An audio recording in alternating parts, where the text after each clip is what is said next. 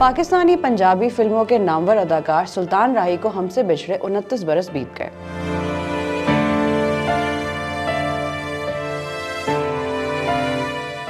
सुल्तान मोहम्मद अल मारूफ सुल्तान राही 1938 को भारत के शहर सहारनपुर में पैदा हुए और क़याम पाकिस्तान के बाद पाकिस्तान मुंतकिल हो गए।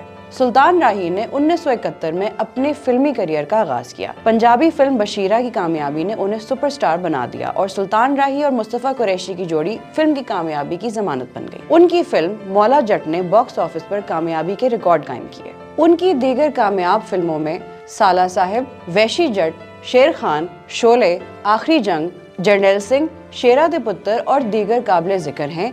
2 दहाइयों से जायद अरसे तक फिल्मी दुनिया पर राज किया और 700 से जायद फिल्मों में अदाकारी करके आलमी रिकॉर्ड कायम किया, जिनमें 500 फिल्मों में उन्होंने बतौर हीरो किरदार अदा किया। उन्हें 150 से जायद फिल्मी अवार्ड से नवाजा गया। सुल्तान राही की मकबूल तरीन फिल्मी हीरोइन में आसिया, अंजुमन, साइमा, गोरी और बावरा शरीफ काबिल जिक्र हैं।